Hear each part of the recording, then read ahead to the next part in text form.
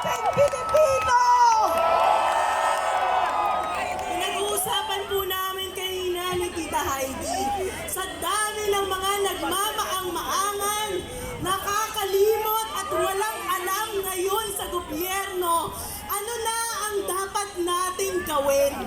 Yes, huwag nating sayangin ang ating pagsasama-sama ngayong hapon. Sabi natin, ipakulong ang mga kurap.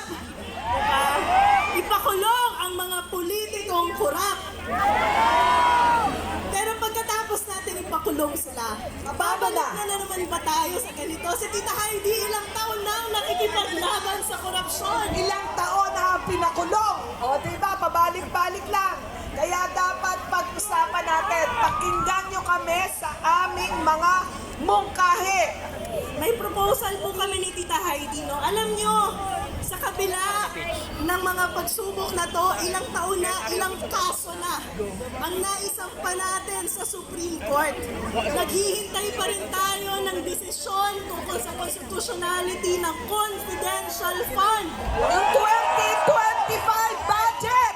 Naghihintay tayo ng constitutionality ng pagnanakaw ng pera ng PhilHealth. Naghihintay tayo ng resolusyon ng iniakyat ng isang bayan sa constitutionality ng anti-dynasty. Hindi natin magawang iboto nila yan, di ba? Dahil sila ang tatamaan. Subalit, may katiwalian. Merong hindi nananagot dahil hanggang ngayon, binoboto natin yung pagkakamag-anak. So ito po ang hamon natin. Kung hindi kikilos ang Supreme Court, Kikilos tayo sa People's Initiative. hindi kikilos ang Kongreso, sisimulan po natin ang People's Initiative sa tatlong importanteng policy reform. Una po, isusulong natin ang political reform. Ano ang nilalaman ng political reform na to? Isang publiko ang salin ng mga politiko. Pangalawa, no? Nakalimutan Pangalawa, alam niyo po, yung mga findings ng COA, tinatanong niyo, nasa ng COA? Meron, kayo naman. Nag-e-end po sa notice of disallowances. Pero walang nangyayari. Bilyon-bilyon ang dapat makolekta. Walang nangyayari. Nakakatakbo pa rin sa eleksyon. So isasama natin doon sa People's Initiative yung Omnibus Election Law ng COMELEC para ma-disqualify ang pagkandidato ng mga opisyal ng gobyerno na may hindi pa nababayaran ng notice of disallowances so long as final and installed. Isasama din po natin sa People's Initiative kasi ngayon napaka-dependent natin sa datos na ilalabas ng Pangulo na walang alam. Paano naman tayo magkakaalaman? Wala tayong freedom of information law. Sa panahon na po, ipi-People's Initiative natin ang Freedom of Information Law. Susunod po sa People's Initiative, yung Citizens Participation. Tingnan nyo, 4 na tao lang ang nagperpekto ng krimen sa DPWH. Yung head ng Bids and Awards, yung pumirma ng Statement of Work Accomplished, yung nag-inspect at yung nag-approve. Ipapasok natin ang Citizens Participatory Audit in all critical aspects of the budget process.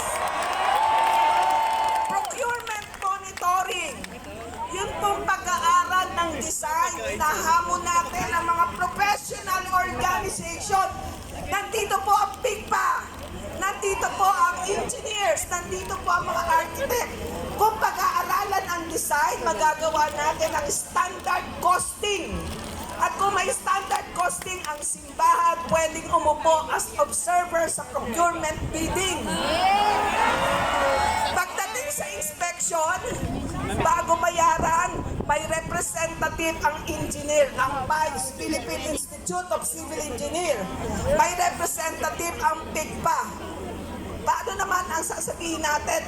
Paano yung cost nito? Pinapatungan nga ho ng 50% eh. 30% ka lang naiiwan sa project.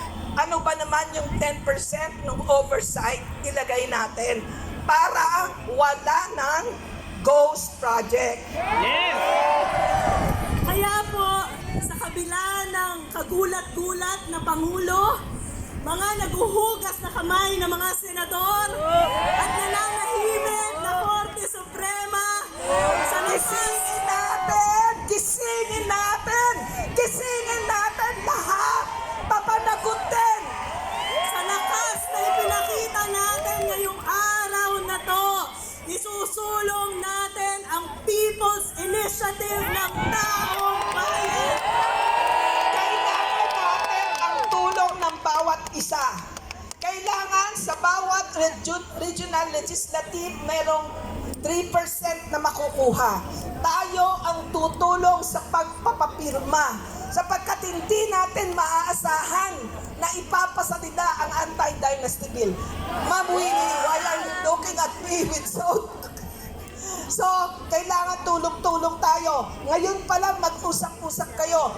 Paano kayo mangungulekta ng pirma? At dapat maka 12% tayo ng national Kaya natin yan, di po ba? Kaya natin, kakayanin! Ngayon po, at para wakasan ang speech namin ni Tita Heidi, samahan niyo po na tayo ay kumanta.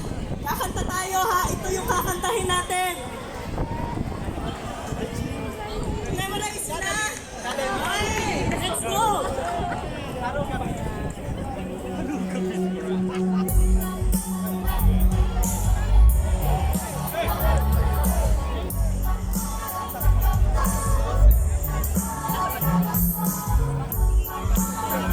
Sing with us! Kumanta po kayo!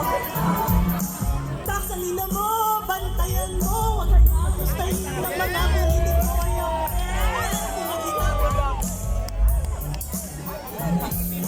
taksalina mo, bantayan mo, huwag kayang gustahin ng mga politiko yung perang yan, pinaghirapan mo, susumo mo na lang, ninako pa sa'yo. PhilHealth Edukasyon, tunay na servisyo, hindi mga ayuda pang pililang mga infrastruktura, dapat maginawa pero project sa paeral. Kung ano nakasama confidential fund, Fort Barrel, ayuda. Takina mo, dinasa pa nila. Mamamatay ka na sa pagkakasakit. Kailangan sa politiko, ikaw ay kakakit. Taksalina mo, bantayan mo. Huwag hayang gustahin ng mga politiko. Yung perang yan, pinaghirapan mo. Susubo mo na lang, ninako pa sa'yo. Taksalina mo, bantayan mo. Huwag hayang gustahin ng mga politiko. Yung perang yan, pinaghirapan mo. Susubo mo na lang, ninako pa sa'yo. Bata, di marunong magbasa ang mga politiko. Gusto'y mapasila ng mapola. Naniniwala ka? Nakakapagod na, tama na ang dinastiya. Nasa Diyos, ang awa, nasa tao ang gawa. Gawa ka ng gawa, pero bakit ito ka? Palayain ang sarili. Hindi ka magsisisi kailan, hindi ginawa ipaglaban ang stisya. Bantayan mo, kayaan gustahin ng mga politiko. Yung perang yan, pinaghirapan mo. Susuko mo na lang, hinako pa sa'yo. Taksalina mo, bantayan mo. Kayaan gustahin ng mga politiko. Yung perang yan, pinaghirapan mo. Susuko mo na lang, hinako pa sa'yo.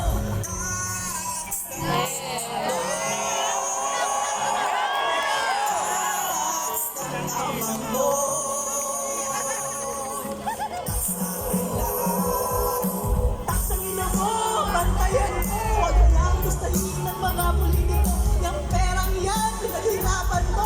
Susumo mo na lang, ninako pa sa'yo. Taksalina mo, bantayan mo. Huwag lang gustahin ng mga politiko. Yung perang yan, pinaghirapan mo. Susumo mo na lang, ninako pa sa'yo. One more time. Bantayan mo, huwag lang gustahin ng mga politiko. Yung perang yan, pinaghirapan mo. Susumo mo na lang, ninako pa sa'yo. Hey! Ready ka? Buses ang mga tita hindi kaya mag-sing. Shout out po sa lahat ng Tita Sok Manila! Okay, ito naman po mula sa Tita Sok Manila.